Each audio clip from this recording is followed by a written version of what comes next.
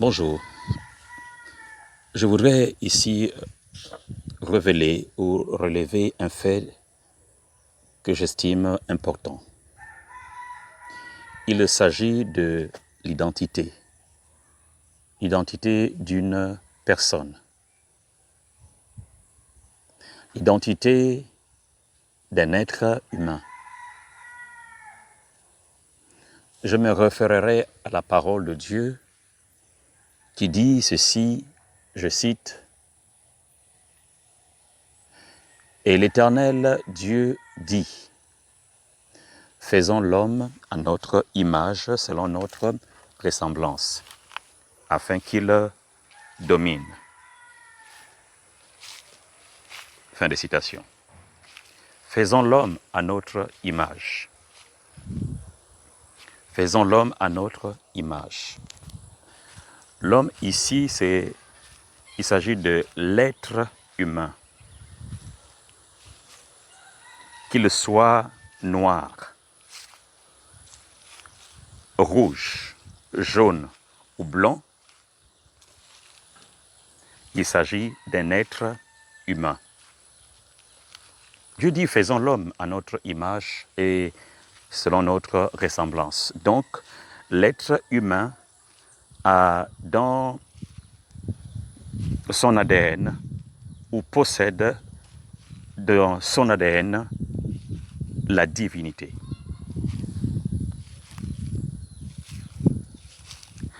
Lorsque nous regardons les circonstances, nous regardons aujourd'hui les peuples, les nations, il y a une classification des races, une classification dans l'humanité qui s'est constituée par le fait que dans les temps d'aujourd'hui, certains ont estimé qu'ils sont des vainqueurs, qu'ils ont gagné un combat et par conséquent, ils peuvent imposer leur suprématie sur un autre peuple. On parle de l'Égypte d'antan. On parle de la Babylone, on parle de la Grèce, on parle de Rome. On parle aujourd'hui des États-Unis et de l'Union européenne. Parlons, disons que l'Occident. L'Occident va, à un certain moment de son histoire, 1884, les nations occidentales vont s'asseoir afin de pouvoir statuer sur ce qui devait être le monde.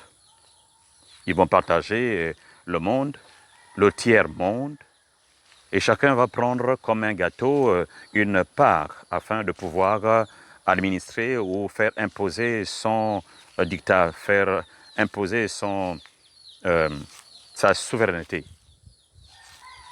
Donc, l'Occident ainsi va commencer à imposer ses valeurs,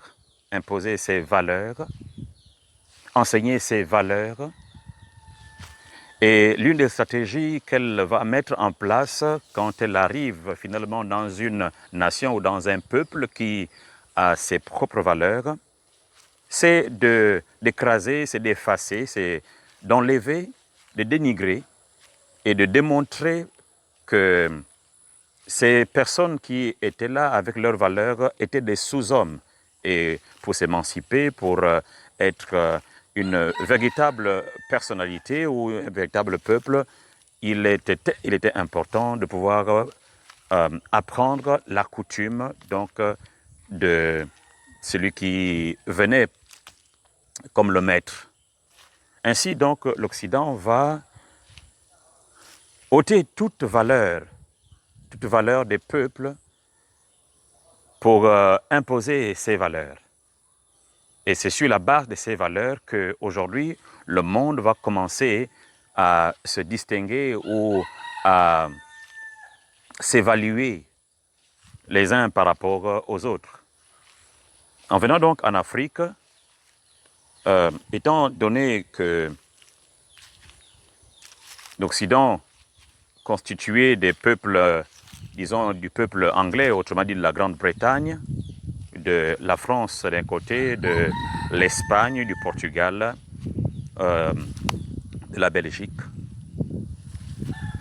L'Allemagne avait été vaincue, donc compte tenu qu'elle a perdu la Deuxième Guerre mondiale, donc elle n'était plus comptée pour partager ce repas ou ce gâteau. Et vint bien sûr sur ce partage les États-Unis. Avec bien d'autres peuples ici et là. Donc ils vont s'asseoir et commencer à se partager. Donc nous avons la France qui va avoir une part importante donc, de ce gâteau et qui va imposer sa loi dans plus de 15 pays, donc disons 14 pays en Afrique, appelés donc les pays francophones.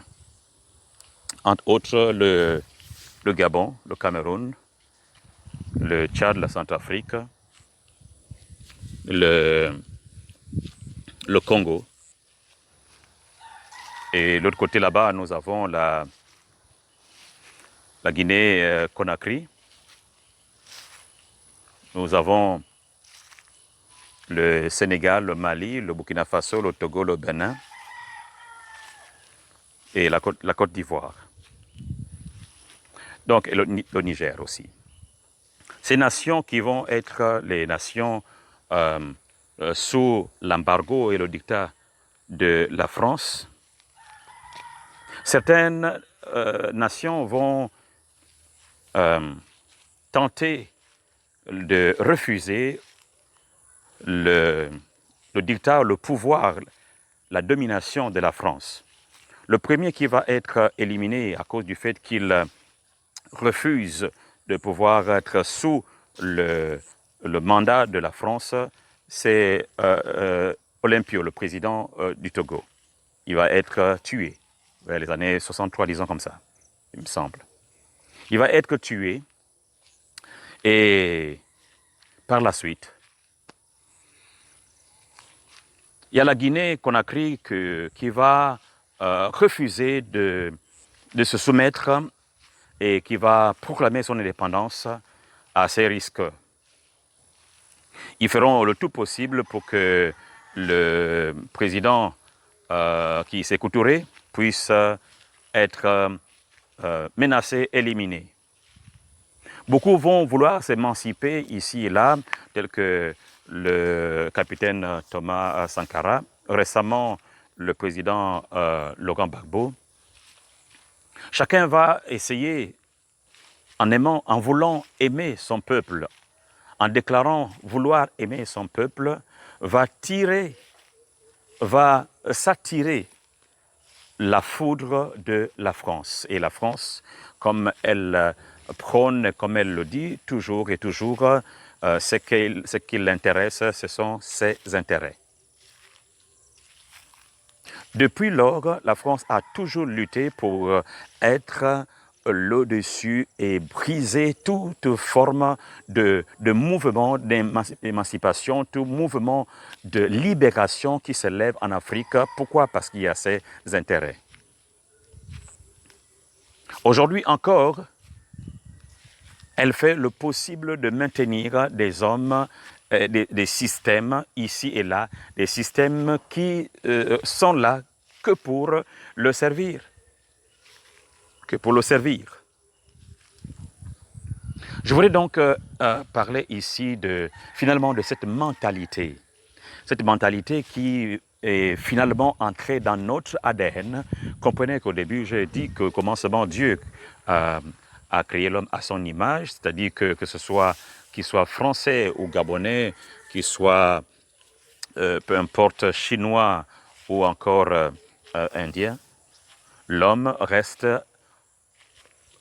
en fait au même niveau. Aucune valeur, aucune personne ne peut s'octroyer d'être plus valeureux ou plus important que qui que ce soit. Mais il s'est avéré aujourd'hui que